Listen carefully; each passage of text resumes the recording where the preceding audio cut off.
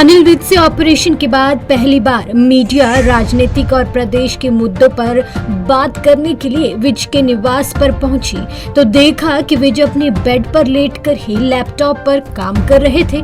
इस दौरान विज ने सबसे पहले बताया कि वो आराम भी कर रहे हैं और अपनी जिम्मेदारी को भी निभा रहे हैं। अस्पताल से लौटे गृह मंत्री ने कोरोना के मुद्दे पर बोलते हुए कहा कि आज प्रदेश में 10,000 कोरोना मामलों में से 80% से ज्यादा तो दिल्ली से सटे इलाकों के हैं। उन्होंने बताया कि पहले ही ये डर जाहिर कर दिया था कि दिल्ली से सटी सीमाएं ना खोली जाए। साथ ही उन्होंने बताया कि डॉक्टरी की पढ़ाई करने वाले 4th और 5वें वर्ष के स्टूडेंट्स की भी अब सेवाएं ली जाएंगी।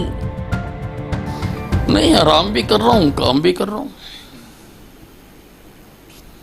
नहीं, मैंने आपको बताया ना कि आराम भी पूरा कर रहा हूँ और मैं अपनी जो दायित्व है उसको भी निभाने की पूरी कोशिश कर रहा हूँ। इस 10,000 में से 80% जो केस हैं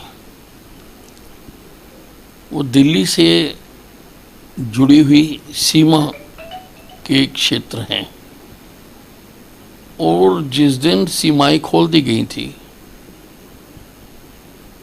ये उसी दिन मैंने कह दिया था कि केसेस बढ़ेंगे और उसके बढ़ने की संभावना है।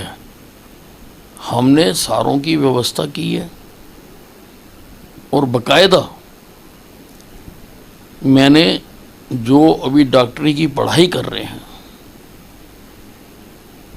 4th और 5th ईयर के जो स्टूडेंट हैं उनकी भी हमने सर्विसेज ली हैं, उनको भी हम ड्यूटी देने जा रहे हैं। वहीं देश के पूर्व प्रधानमंत्री मनमोहन सिंह द्वारा प्रधानमंत्री मोदी को चीन मामले पर नसीहत देने के मुद्दे पर विज ने अपने चिरपरिचित अंदाज में प्रतिक्रिया दी और कहा कि पीएम मोदी के कहने में पूर्ण स्पष्टता है और उन्होंने डंके की चोट पर अपनी बात कही है।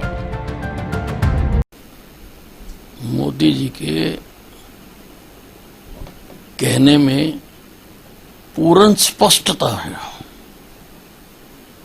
पूरी ताकत के साथ डंके की चोट के साथ उन्होंने अपनी बात कही है। अब कुछ लोगों के समझने में अगर भ्रामकता है तो उनको अपने आप को ठीक करना चाहिए। अपने कार्य और बेबाक स्वभाव के लिए जाने जाने वाले अनिल विज को 21 जून को अस्पताल से छुट्टी दे दी गई थी। ऐसे में अब डॉक्टरों ने फ्रैक्चर के चलते विज को कम से कम 2 महीने पूरी तरह से आराम करने की सलाह दी है। लेकिन अपनी कार्यशैली के लिए मशहूर विज ने अपने बेड से ही एक बार फिर पूरे प्रदेश की कमान संभाल ली है। पंजाब केसरी टीवी चंडीगढ़ के लिए कृष्ण बाली की रिपोर्ट।